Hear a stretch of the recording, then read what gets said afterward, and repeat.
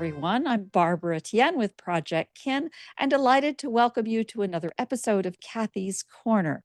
Kathy's Corner lets us focus on one of those really important aspects of every family historian's day-to-day life. And those are the objects, materials, artifacts, the memorabilia that have been passed down to you and that you are a caregiver for, a guardian of, to pass down to the future generations.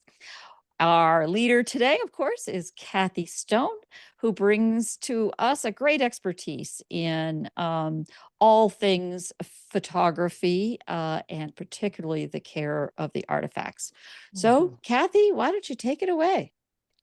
Thanks, Barbara. And I'll just say, I don't bring you expertise in photography, but rather taking care of photos already taken.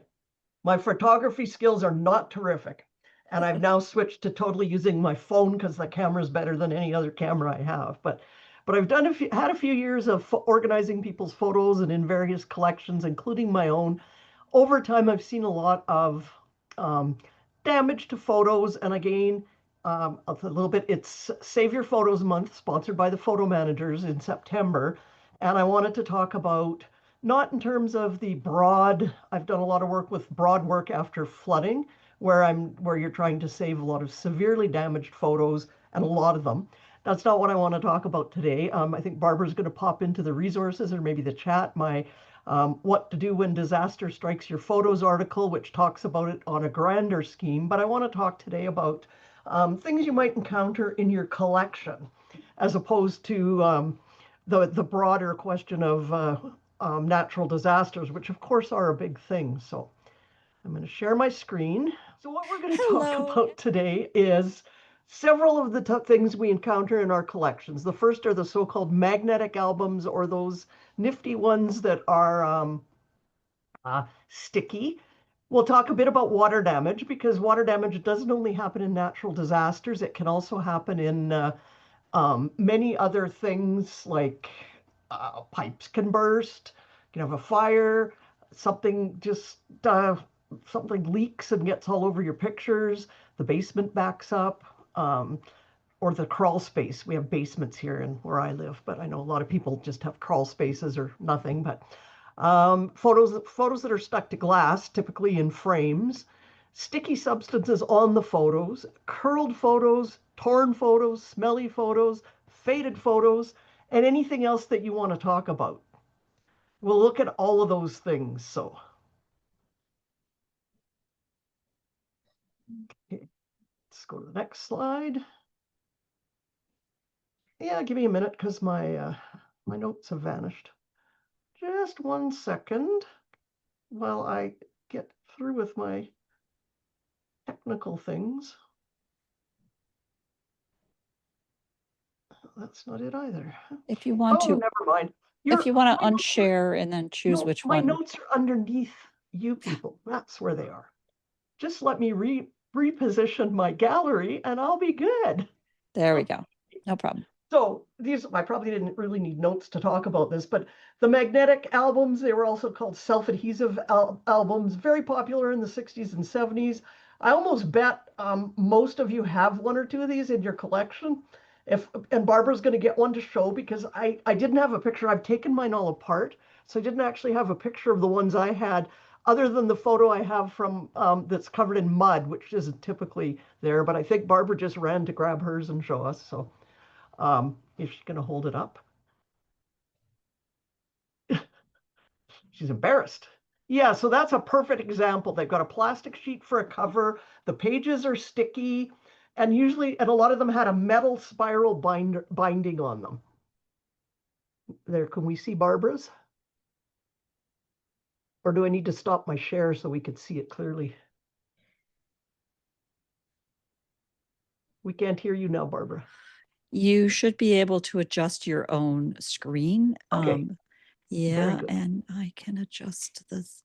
So that's, surprisingly, these are still sold. Which I'm guessing now they say they're made out of archival quality materials. Back in the day, most of the ones you're going to have with old pictures in them were not made out of archival materials. The glue isn't safe, the paper isn't safe, and the plastic sheets that cover the pages are not photo safe.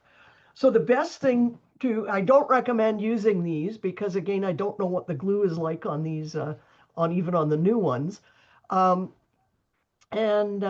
Because they're just damaging photos. You can see in the picture on the upper left, that's one of mine that came out of a smaller size one. But if you can see the lines through the photo, that's where the glue has darkened and yellowed over time. And I found photos in albums where they've been taken out where that has actually imprinted onto the back of the photo, and in some cases almost gone right through the photo where you can see it on the front of the photo. So the only way we're going to fix that is through editing or the photo to try and get that out of there. And it was a lot of work, put it that way. Usually you come across them in two states. They're either stuck in like they're never going to come out. They either seem like they're permanently affixed to the page, or everything is falling out. The falling out is what you like. When they're falling out, when they're glued to the page, it's very hard to get them out. But we're going to talk a bit about that. So let's go to the next one. And so I found an example of me getting stuff out of one. Option one for dealing with magnetic albums is to scan the photo, the album itself, scan the whole page, and then select the photos digitally after. And that means you don't have to take them out because it's a very long time consuming process to finally get them all out. So that's one way to do it, is to simply not do it and scan the pages.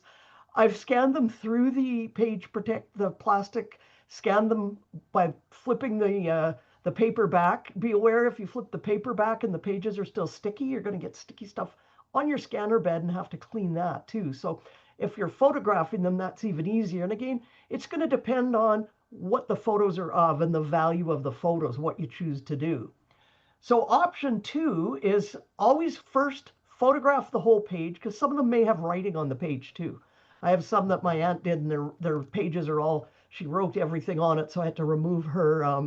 Actually, she typed little tiny notes on paper and glued them into the album. So I had to capture all that information too, because it was very valuable, and I'm really glad she did it, but it was a little tough to get it out. So a couple ways you can start off just by gently lifting a corner of the photo to see if it'll peel off. Some of them will peel off easily, and then you're good. The ones that don't, but don't try and force it, because with any of these things we talk about, don't try and force anything. But you can use dental floss. So what I'm doing there, I'm actually removing a newspaper article from obviously a lot of my photos that I keep are from flood damage, because you can tell by the mud all over my gloves. I'm trying to remove a newspaper article from a damaged album so that the newspaper article can be scanned, because it was very important.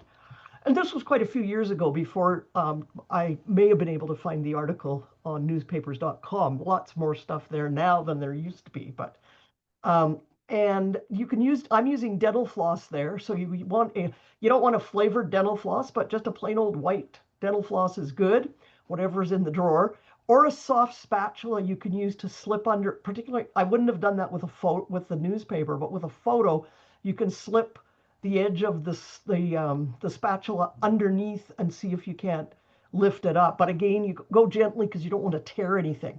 With the dental floss, you're going to use a sawing motion to basically saw the picture out of the album. You can see where the time involved in doing this is quite significant when you're working a single photo at a time. In the resources I sent to Barbara is a link to where I got this fancy little tool. It's a Creative Memories product, which wasn't intended for prying photos out of albums, but they called it a multi-purpose tool, and indeed it is. It's very useful. So it only costs about $8. So there's a link to that. Some people say to try and loosen the glue with a hairdryer by blowing the hairdryer onto the page.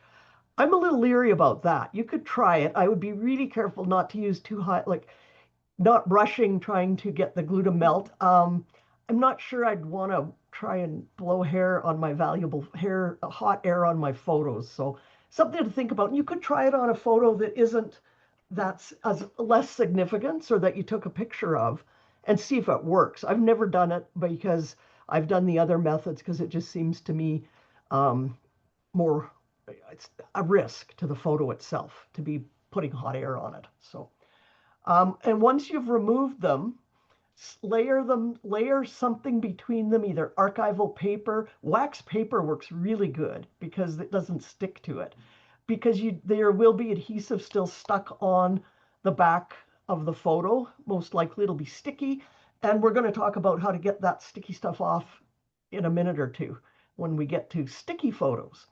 So that's basically magnetic albums. And then my all-time favorite that I have lots of experience with, water damaged photos. So when you encounter photo, and this is what we call wet, still wet water damage. And when you encounter that, you want to be really careful because of mold, or mold, M-O-L-D, either mold, depending on where you're, which language preference you have. So that's the Canadian and British spelling of mold, but the US one is different, but it's all the same nasty stuff, and you want to be really careful. And so I put some, just on this slide, just a few examples of mold. Trying to move you off here. So on the top left, all the black stuff that is here, that's mold. This is mold and dirt around the bottom. And again, same thing here, but the black spots are definitely mold. And again, on this one, same thing, that's mold that's formed. It's not just dirt, it's actually mold. And it'll appear like spots. Sometimes they're brown, sometimes they're different colors. This is the inside of a cover with mold. And that's, again, there was nothing else there. This was clean water that got on that particular photo. So the mold it's mold. There was no dirt or anything to be in there. It's definitely mold. And when you see the ones which are obviously damaged beyond repair on the far right, that's what a mold looks like when it starts to grow in a photo emulsion that's been broken. Because with the water process, the emulsion is actually on top of this is where I'm dabbling in the photography that I don't really know much about, but I do know that water gets under the emulsion and in some cases lifts the whole photo up. But mold has grown when you get that color distortion. That can be another indication of mold. Mold is very dangerous. It's insidious. You want to make sure you're wearing a mask and gloves when you're handling it. You notice I'm wearing a respirator mask because all my other work with it, I used to wear like an N95 mask, and then even that with some of the stuff I handled wasn't good. So now I automatically throw on my respirator to protect my lungs, because you don't want, mold likes to grow in wet places, and your lungs and nasal passages are just another one of those wet places.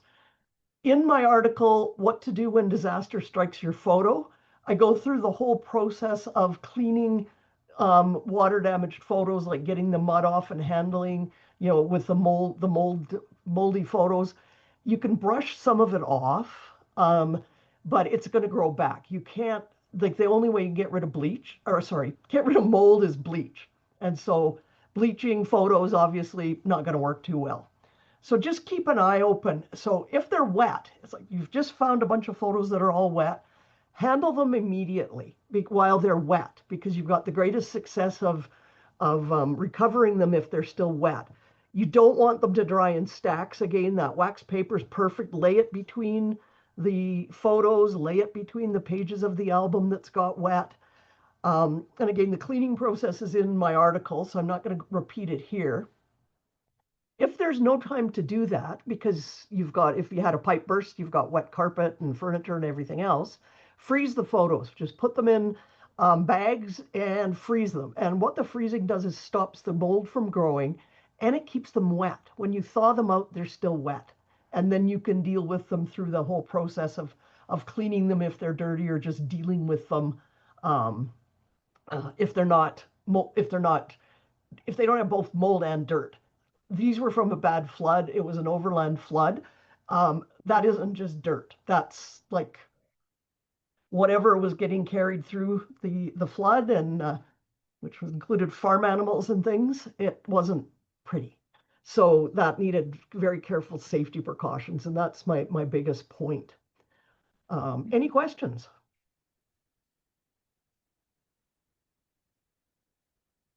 I do. Or- Um, what would you recommend to be kind of the kit to have around in the event of damage? Sounds like wax paper, freezer bags, a it- marker to write on them, something to take a picture of, because before you start doing anything, like, and I'll give an example, albums, we had to take apart because the pages in the albums were also wet, and we were going to take the photos off them, like you weren't going to save wet paper. Um, so something to take photographs with, because we photographed the pages and we photographed the cover of the album before we took it apart. And then following it were pictures of the album pages so that we'd know which album it came out of. mm, If you're dealing with more than one, if you're dealing with one, then it's not a big deal. What else would I have in there? maybe your 3x5 Mask, cards for those gloves, notes. Uh, post-it notes or something to write on is always helpful. A mhm, marker to write on the bags what's in them. mhm. Um, and there is like a whole list of equipment in my article too. Okay. So it's another And place. stupid question, the dental floss, mint okay, not okay? Go get a special one that's no mint. Yeah, I don't think it matters. Oh, It depends if you could just get unscented one. unscented, If you unflavored. were building a kit, if in the middle of my, I'm sure I use flavored ones too, because so I had a suggestion made after I had done a presentation. Someone sent in and said something about why didn't I use, and I forget what it was, instead of wax paper. Why didn't I get some kind of Parchment paper, for example.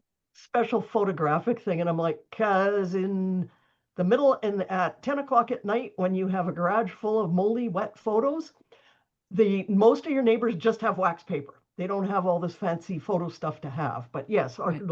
archival tissue paper. I would still use wax paper because stuff doesn't stick to it. Yeah. And Parchment paper is kind of the same. Yeah. huh? Parchment paper. Parchment, yes, parchment would be good too. So something like that. And again, there's a whole list of supplies in, and I'm gonna, as we go through, we'll see a couple other examples of things that will be handy depending on what you're trying to fix in a photo. Okay. Thank you. Okay, so that's wet stuff. Now we're on to stuff we found afterwards that's kind of dried out now. And so we've got an album up in the top there. That's negatives, which I treat negatives the same way as I did photos. We separate, like those ones, obviously we lost the picture on the end because they were actually rotted right and stuck right to the envelope. That's the other thing with wet photos. If you've got photos in envelopes that get wet, take them out of the envelopes as soon as you can and put them in a bag and write on it what was on the envelope. But don't leave them in the envelopes, because then you're going to be picking paper off them forevermore too. So this is just, there is some mold there, but that's an album that got wet. It got wet in clean water, so there wasn't a lot of mold in it. The cover had molded though. That was the one I showed you the cover of. These negatives were, again, it was a roof leak that got these ones. And so we just pulled them out, cut them off, and then the same process for washing them and drying them, other than the photos we laid flat to dry, the negatives we hung by their sprockets to dry with bent out plastic paper clips, because we didn't want to rust them. And then that was just another picture of the edge of a stack of photos that were obviously had a little water. So that's some of the dry damage that was all dry. That wasn't wet. So re-wetting it doesn't help with the mold, but we did, like the album, and obviously this album, I'm not going to try and soak it in water because it's an old style album. It's paper. It'll disintegrate. So it was more trying to photograph the pages and getting rid of the cover, because the mold was actually limited to the cover. So when you get the most often result of photos that are wet and then dry while they're wet without anything being done to them is they stick together. So there's a photo of a pile of photos stuck together, and they are like a brick. They're stuck together so hard. Um, Again, the first thing is don't try and peel them apart when they're dry because you're going to rip them. They will just rip. You aren't going to be able to get them apart if they were wet and dried. The next thing is to know and with your own collection, you should know what was the source of the water damage, like where did it come from? Because this was a burst pipe, so it was clean water. So I knew that the chances of that there might be mold on them, but it wouldn't be nasty. It wasn't also other things that were nasty that might be on it. So again, you got to be careful though, because mold will grow when you wet them again, even if they're dry, if there has been mold. And we've looked at the signs of mold. These had no signs of mold. Um, they were just really badly stuck together. And some of the bricks of photos, where's my camera, were a good couple inches thick, all stuck together. I took a picture of a smaller one. So what we did for that is I always photograph the top photo because we're into this with this type of thing of something's better than nothing. So if I wreck the photo, if I've taken a picture of it, I at least have the top photo. And we look at it from the point of view is right now you can't see any of the photos except the top photo. So if we damage them or anything, in order and get some of them back, you're still better off than having the whole stack that you can't look at. Soak them in distilled water, which seems counterintuitive all the time, but it actually works really well. And the big black dots are just where I blotted out people's faces. They're not they're not anything done to the photo. They're just digital blocks of blocked out the faces. So we just drop a brick of photos into the water. I use distilled water just because you don't know, depending on what the tap water is like. Our tap water is good, but I just use distilled just to make sure there's nothing else in it, and let them soak. So you start with 20 minutes and then you gently try and peel them apart. Try and just peel the top one off and the bottom because they're both wet. And if it starts to come apart, that's good. If it seems like it's still stuck, back in the water they go. I've tried to introduce water between the photos. If a corner's peeled back but the middle's still stuck, I'll try and pour a little water, distilled water again, in between the photos to try and get more water in between them to get them to unstick. And as you can see there, we got quite a few unstuck. Sometimes the pile will separate and there'll still be some stuck together. Well, then they go back in the water. But whenever I got any free, I always took a picture of, and just camera pictures. I wasn't set up with a big camera, phone pictures rather. Just because that's better than nothing. If we can't get anything else apart, we're trying to get them prepared, obviously, to scan because of the damage. And again, if they won't go, back in the water. I haven't ever tried to get photos apart that were stuck with an adhesive. I suspect the water wouldn't work to get them apart if there was some kind of glue, because it wouldn't break up the glue. So that's basically how we separate photos that are stuck together because they've been wet and stuck together. They might get stuck together too if you live somewhere really humid. That can actually cause photos to stick together, just the humidity from them, without them actually getting wet. And again, the safety procedures are important because if something's been wet, you don't know about how it got wet or the mold. Especially if you open up a box of photos that came from great-grandmother, and I went down to help my mother clean out her storage unit a few years ago, and she lives in Pennsylvania and it's humid there. And the stuff was put away. Hi, Anne. I just saw somebody I recognize. I just saw the photos were kept in a cardboard box because nobody asked the photo person how to put them. In the rush to empty out her house, they got thrown in a cardboard box in a storage unit that was in a basement, kind of like I think it had cement, but might have been dirt basement, and the whole box was just stuck in there. And of course, then the photos molded because the humidity was significant to cause mold and damage. So I move too fast. I was mentioning to Barbara, I have a problem with my camera that I get blurry if I move too fast, so I'll have to slow down. So that's basically what we do with stuck together photos. Any questions on that?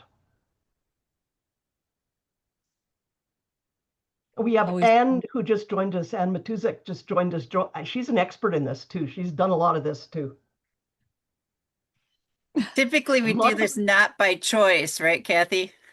yes, exactly. Learn not by choice. So Ex- we talked a bit about adhesive sticky stuff. And so again, um, when you're making photo albums, and this is if we only knew now then what we knew now.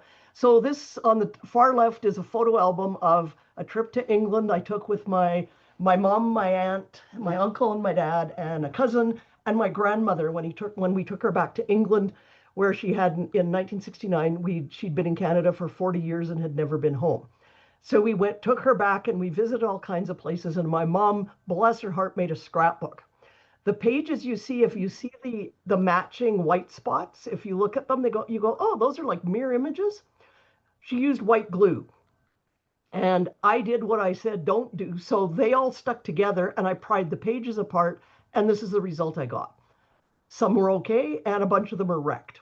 So, and that's very hard to fix. The ones where the backing just stuck from the previous photo, I may be able to wet that and get it off, but the one where the image got torn off, I have no way to get those back.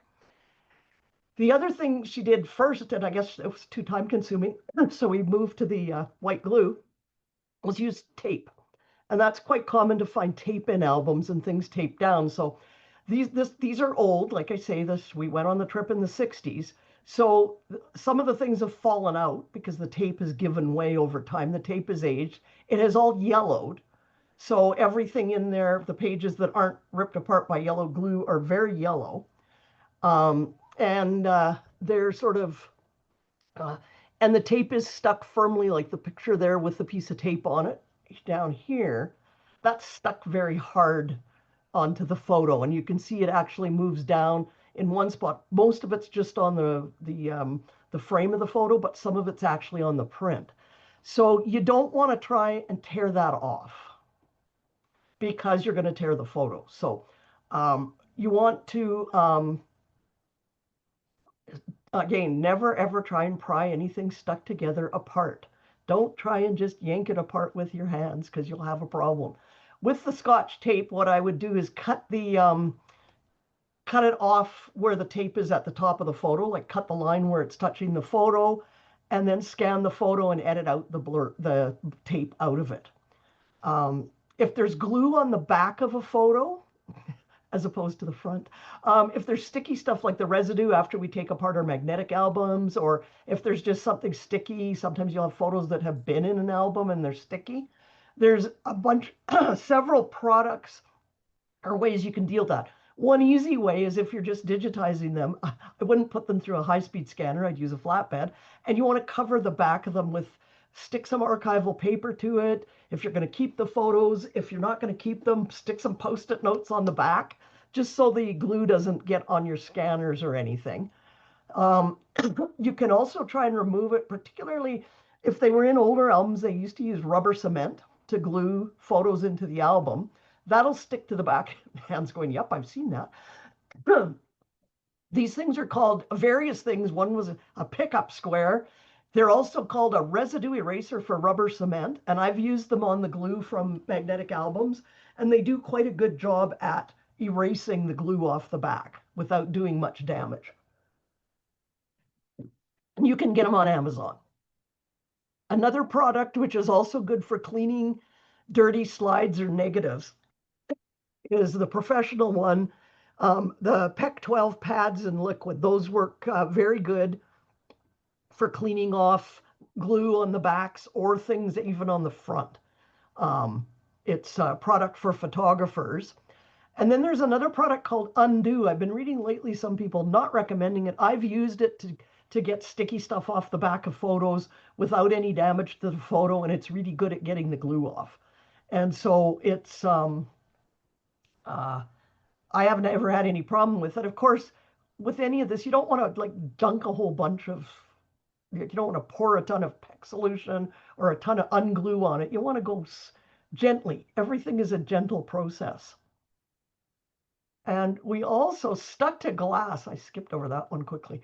Generally what we find was things stuck to glass, or often they've been in a frame and it's either the whole frame, but the photo is stuck to the frame or to the glass of the frame. So carefully take, I always photograph them first, as I said with everything else. I take a picture of it through the glass of the frame because something's better than nothing. Then carefully take all the frame off it. And if you can't get the photo, again, don't try and pry it off. Don't try and use a spatula. Don't try and use dental floss if it's stuck to the glass. But you can use the same process as we did with the stack of photos. I've soaked them in water, and they come off quite quickly. They separate from the frame because usually they didn't get stuck to the frame because they got soaking wet or moldy. Usually it's again a case of humidity. And so that will take them off without a whole lot of damage quite often. So, and it's the same process as we just talked about with the sticky photos. Soak them in water, check and see if it's coming off easily. If it's still stuck, put it back in for a while. And again, this works with all photos that were developed through a photo developing process. Things like inkjet prints, which obviously have been made from a digital photo anyway. So find that digital file, because inkjet prints, when they get wet, the whole emulsion just wipes right off and it's gone. So yeah, we don't do that. I said, again, don't ever try and pry anything apart. Any questions on or comments on sticky stuff? I do. Okay, go ahead, A, Barbara. a simple thing. You talk about putting things to dry, like between sheets of wax paper, parchment, and so on, as we discussed earlier. It's sort of a stupid question, but I remember in a photo lab, you take prints out of the emulsion and you hang them like with wooden, clips. Is that not a good idea? That is a perfectly good idea too. If you have the space to hang them with something and just by the edges, that's a perfectly good way to dry them too. Okay, I'm so used to having cats underfoot, Then the same, so ditto for negatives. A negative is the same kind of thing, essentially. It's the celluloid with the image into it. Okay. The negatives and the slides I would definitely hang. I would never lay them flat to dry. And photos, when we laid them flat to dry, of course we laid them image up, or else the image would have stuck to the layers of paper. And on there, we didn't dry them on wax paper. We dried them on layers of newsprint, not published newsprint, like not with ink, but plain newsprint or scrapbook paper. And I mean scrapbook paper from the old style scrapbooks, the old pages that used to be blotter paper. Like blotter paper. Blotter paper, thank you. That's the word I'm looking for. And then paper towel that had no printing on it, like just plain paper towel. We'd lay them face up. And then, of course, they'd curl up as they dried, but they dry and the image stays intact. And so you try and shake as much water off as you can if that's the method you have to use. If you do have the space to hang them, that's even better. If you can hang them up from a clothesline or something. Yeah, okay. And negatives and slides should be hung because obviously there's two sides. Like a photo has a back that we don't care if that gets, if that sticks to a piece of paper as it dries, but we don't want the negative to stick to something else. Thank you. Okay. And speaking of curled photos, what a good intro to this. So if your photo is mildly curled, you can just scan it on a flatbed and just put a piece of glass over it to try and flatten it out. And that should work. Check to make sure how brittle a curled up photo. Just do a little gentle bending and see if feels like it's going to crack, in which case then you don't want to do that. You don't want to try and flatten it out with a piece of glass or a heavy book or anything, because you might damage the photo. And again, a lot of this is going to depend on where you're going to encounter curled up photos too, on the amount of humidity that lives in where you are.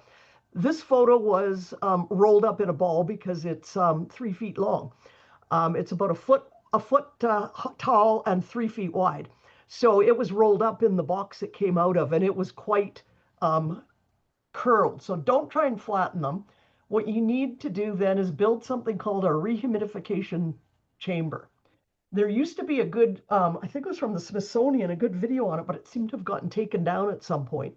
So I've shared in the resources, there's one shared to Chaos to Memories, where there's a video of this process done by a photo manager colleague, Adam Pratt, and it's really good. It'll show you you get to watch the process, but I'm going to just show you what this looks like. So this is my photo in its rehumidification chamber.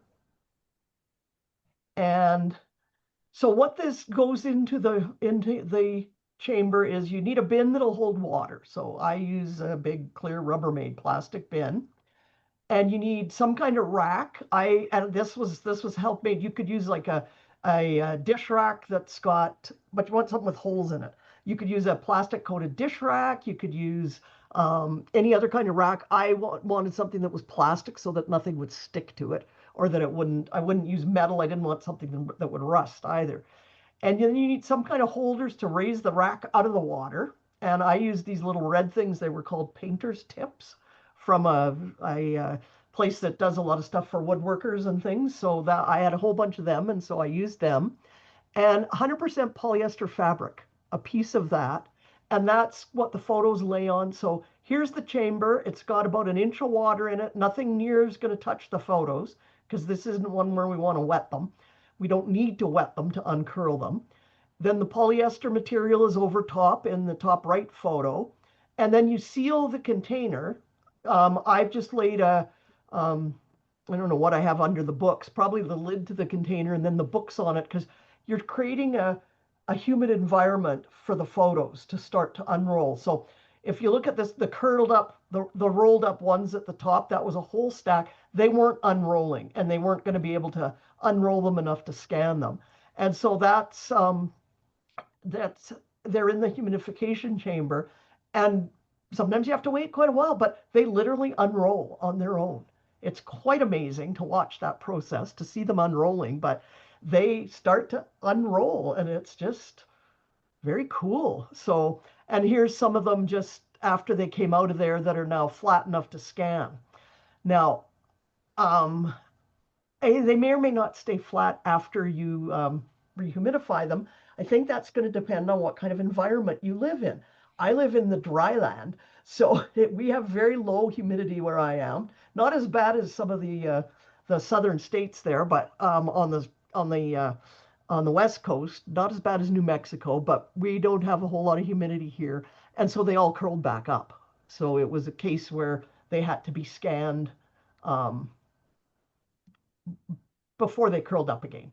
So, and again, it was a case of, do we want to keep those curled up photos because they're in a box now? They're all curled up again, and it was like the big long one that I showed you, the 3 foot long. That's pretty amazing. Like, and it stayed flat. Now we don't know what to do with it because it's 3 feet long, and it's like, what kind of box do you put that in?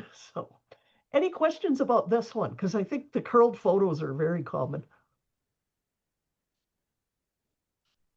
Kathy, you had a link from the family curator with a tutorial, how to Yes. relax and rehumidify. Add that one? Yeah.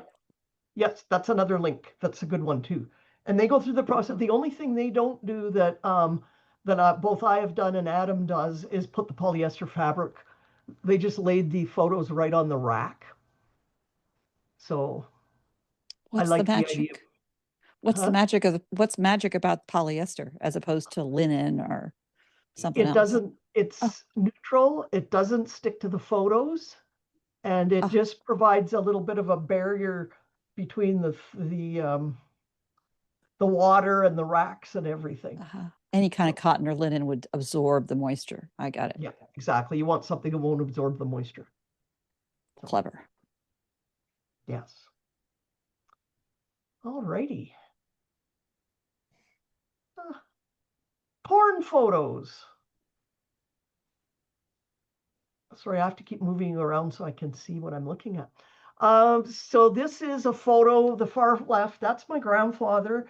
And we believe it's one of my great uncles who passed away as an infant, because a couple of them passed away very young. And this is in England, not on the farm in Canada. We can tell that very plainly. And so the picture was extremely badly faded and tears in it and everything else. And sometimes with photos like that, and again, like what I said before, how important is the photo? And before you try and do anything to a photo that's a heritage photo that there's only one of and there's nowhere to get another one of, think about, is it worth you experimenting on? In this case, I sent mine out to be professionally restored, and the next photo is the results. And I'm delighted, because that's nothing I could have done. I could have tried to edit all that out and fix it, but our restoration, I had that done by the company I worked with forever, did this restoration, and they did just such an astounding job. And they sent me one both in sepia and also in black and white. So I had my choice of, because this one, the original is very hard to tell what it started out as. But there's a number of products. If you just copy it, you can use editing software to fix the tears, depending on your skill with editing and that. But you can use an editing software to replace the tears, fix the missing parts, and also fix the fading, because obviously that picture was very badly faded too. For tears, if you want to do it yourself, I have done this with some things that Filmoplast is a very good product. I've used it. There's another one called Lineco, which is also archival document. I haven't used that one, but I've definitely used the Filmplast to repair torn documents and torn photos. And so what I did, I use it primarily on the back of the document or the photo, not the front. You can see through it, but I really don't like to put more sticky stuff on the front of a photo. So I put it on the back, and what I'm trying to do is line up the tear so that it doesn't show as badly in the photo when I scan it, just to put it back together. And I had a newspaper article from I guess from 1910 or something, and it was badly falling apart, and I just used the tape to try and put the pieces back together, because of course it was all torn where it had been folded, just to get enough of it sort of so I could lay it on a scanning bed and get a scan. So there's a couple products that if you want to use it on your own photos, and I've used it on my own stuff that was, where a photo was torn, but it wasn't like my heritage photo of my grandfather, with perhaps the only photo in existence of that particular uncle. So you can fix the tears just to make, and again, we're talking about getting things prepared to digitize, because you can do a lot more when they're digitized. And obviously, I'm not going to throw out that old photo of my grandfather. I'm going to keep that original safely secured in an archival envelope, because it is the original. But I'm going to use in my legacy collection will go the scan with the good photo. So it's a question of, what to do, how to look after that. And so fading is an easy fix with most editing software, even auto-correcting software, provided that it's not only part of the picture that's faded. So this is the bottom of a picture I took out of a frame and just had scanned. I took it literally right off the wall and sent it away. And you can see, luckily this was a small frame, but you can see the contrast on the edges, where you can see where the matte was on the frame, and that the rest of the photo was badly faded and washed out, because it is in fact a color photo, not a black and white.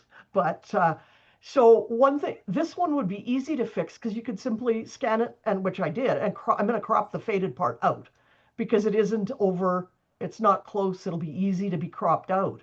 But I couldn't find a picture of this. I was trying to find a picture. I talked in one of the Project Kid Live about the old frames that you used to get at like Kmart or Zellers, that would have 20 pictures in one big frame, and over top they'd have the mats that were round or oval shaped to sect out. Those are very hard to edit yourself. And hopefully, if the person didn't decide to cut the pictures before they went in and tape them to the back of the frame, which I've dealt with, by the way, you could again use the method of scanning and cropping them. You probably need a higher level of editing skill than I have to try and edit partially faded photos that still have color. And you need to know what you need, as I say, can probably do it in Photoshop or other editing software, but you need to know a little bit more of how to work those than I do. So I go for the cropping, or if they're an important enough photo, restore the restoration. So, and that's what I got. That's a brief tour through loads of damage to photos, and I think Anne. Oh, I forgot to talk about smell. What happened to my slide Yeah, on forgot to smell? Smelly photos. That's another one. And so again, it depends on why they smell. If you open up a box of musty photos, or they smell like, if they've been in the home of a smoker, they're going to smell like it. You can put things in there like baking soda, activated charcoal, or even unscented dryer sheets, because you don't want to fragrant, like you don't want to turn the photos into smelling like spring breeze or something. So a plain dryer sheet, you can also do that. So you're going to put them in a container. You don't want the charcoal or any of that stuff to touch the photos. So you're going to need some way to elevate the pictures around this stuff, and then put a lid on it and just let them sit in there for a while. And it'll help remove some of the smell. If it's a smoke smell from a fire, and I know Anne has experience with this that I don't have. I've never had to do photos from fire. Anne did a lot from a house fire. But if there's soot on the photos, you're going to want to use a soft brush or something to brush it off. You don't want to put them in a water bath, I don't think. If they've got smoke or soot on them, you don't want those to go in water, because I think you're going to get mud if you do that. So you just want to brush them softly with a soft cloth. There's a special smoke removing sponge now that you can see on Amazon. And Anne, do you want to chime in? I think that sometimes it's confusing because you would think that the water bath would be perfect, but the truth is, smoke for the most part is greasy.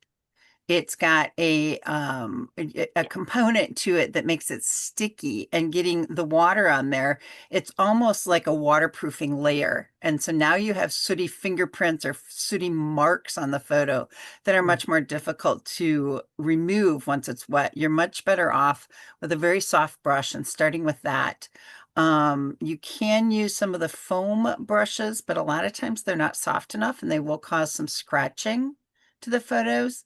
And then the ultimate in the 1-2 punch is so many photos that are in a fire don't just have smoke damage. Many times they also have water damage. Mm-hmm. And so now you have soot or smoke, and then you may also have mold and mildew.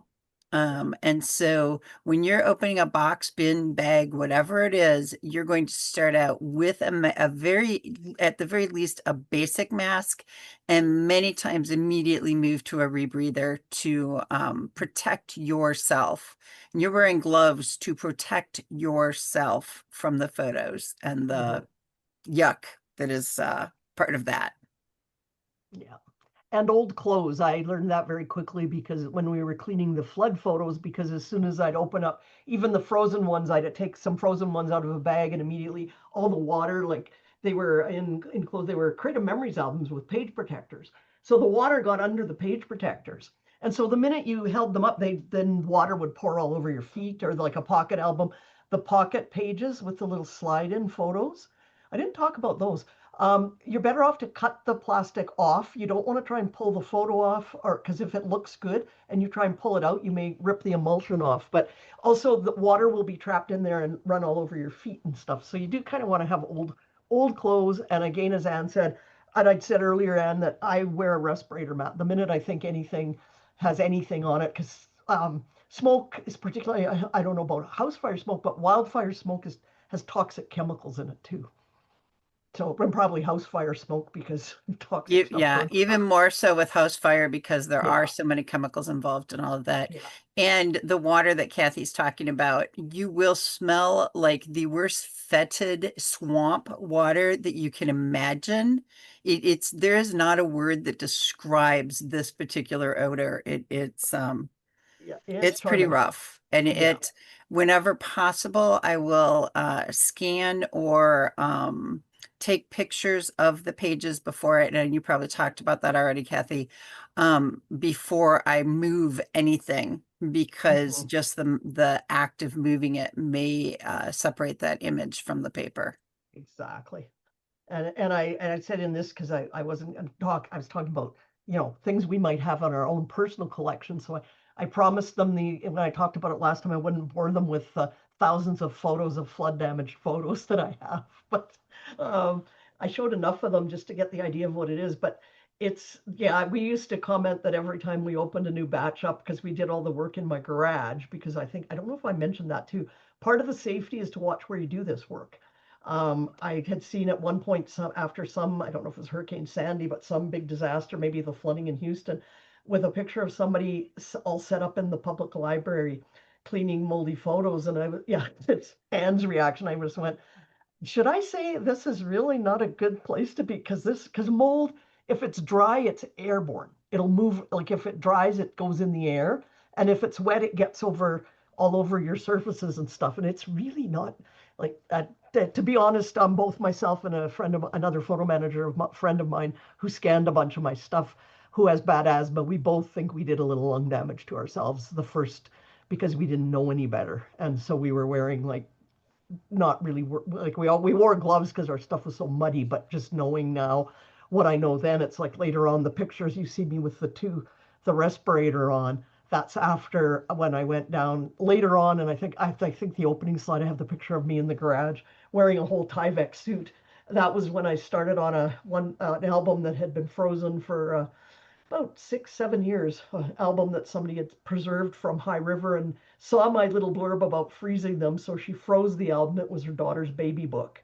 And then I happened to meet this lady in a yoga class for old people that I was taking. And the yoga instructor said, well, talk to Kathy. She knows all about this stuff. And then it came out that she had seen one of the things I said about freezing it. And so she says, can you do anything with this? So it had to be thawed, and it was quite the process. But I then had some great, great talented friends who helped me recreate the pages that were with the photos, because it was all scrapbooked on paper. It wasn't on a scrapbooking page. It was all done on paper, which is quite a common way to scrapbook. And paper and water just don't mix, but it's tough to save. But Yeah. so I So wanted to just give. Anne's Go ahead. posted a picture into the chat. Do you want to tell us about that picture, Anne? Oh, this was just an example of this woman who had a fire upstairs, thought everything in the basement was fine because the fire was in her kitchen, but didn't realize how much water had come through the floor into her basement and directly into her bin of heritage photos and her scrapbook of her school days. Mhm. And so this was her high school senior picture. And by the time she realized it had been several days, she was dealing with all the fire stuff, had been out of her house for several days. Um, some of the team that came to help her with it literally took all of her scrapbooks, photos, and everything and threw them in a clothes basket. And there they sat for about 2 weeks before she realized what had happened. So when I got them, they were dry-ish, but they were mostly just ish. And so anything that had a plastic coating, you can just see how the emulsion was eaten on these pictures. And so again, working in a garage is usually the best where you've got better air circulation, or Yeah. if you have access to to a machine from one of the restoration companies that can do an air filtration system, it's going to really help. But the truth is, any of these projects, when you're dealing with water or fire damage photos, this is going to be more of a labor of love than it is going to be a business decision, because it's impossible for you to be paid enough for the amount of hours you're going to put into it. And yet every photo that you recover for these people is so, so preciously valued by them. So this is let's avoid this at all costs and try to be proactive in taking care of our photos before, and we'll deal with the little things like stupid magnetic albums and getting photos out of them, and old scrapbooks and tape and those kind of situations. Yeah. And I'll show one just because this is, and tell you the story behind it. Let me share my screen and we'll pick that one. So this is one of are you seeing the bag? Yeah, you are. This is a bag of somebody's, there was two big green garbage bags. This is a bag of somebody's photos, albums, their whole life of memorabilia and everything in this garbage bags. And they belong to a lady in the town of High River south of here, which is one of the ones that had the worst flooding because there were some places where the community, a whole community was built in something that the native people called the dry lake. And we found out why, because it was low down like a dip, and it filled with water, and it took close to 3 weeks, 2 to 3 weeks for the water to recede out of it before people could even get into their homes. And so, yeah, think about that smell, Anne. The slough. But this, so some people knew I was doing this just by word of mouth, and so a friend of mine stumbled upon this lady. She was sitting on her front porch of her once she got in her house and sobbing, an older lady that and so she was about waiting for someone to come and throw all this in the garbage. And this person knew what I was doing and said, well, let me take them because I have a friend who might be able to do something. And the person that did this had also suffered great loss because she lived there. And so she called me and she showed up on my doorstep, just rang the doorbell. She goes, I'm sorry to come so late at night, but can you do anything? And so, yeah, that was, again, where there was a lot of bad stuff. Fascinating too, like that picture Anne had. I have one that they were stuck in an album, and the water got under the emulsion and lifted the emulsion off the photo, but it didn't come off. It was sitting there with a puddle of water underneath it. And we're like looking at it like, wait, I don't really know what's going to happen here. And so we thought, well, what if we poke it with a pin, if it'll just slap back onto the photo? And it kind of did, not really well, but some of them, it had lifted the emulsion off and there were big bubbles of water underneath. And that's what I hope that none of you ever have to encounter with your own photos. And that's why we talk in Kathy's Corner and at Project Kin about preserving our photos and stories all the time, is because so that doesn't happen to you. And most of you here gathered here, I know, have done a lot of work already on preserving your photos. So we thought we'd just throw this out because it is Save Your Photos Month, but give you a little bit of insight into what you can do if you find those photos with some damage on them. Wow. Thank you, Kathy. And Anne, a special guest. Yes. Thank you so much. This is motivational as well as instructional, because and a warning about if it smells bad, it probably is bad, unless you know it is an old banana. If you don't know what it is, you don't want to know. That's very helpful. So I'll be capturing all of this to share with the recording. And I assume, Anne, that the picture that you shared it belongs to somebody privately. So I will not include that with the notes. Yeah. Nope, you're muted, Anne. I do have permission to use that. Oh, all right. Well, I'll be sure to include the reference to you, and the source, and your Substack pathway. And I'm just going to add this at the end because not that this would apply to any of you, but anybody later on watching the video, our podcast, is I share freely of all these things because I don't want people to end up like what we've seen, like Anne and I have seen.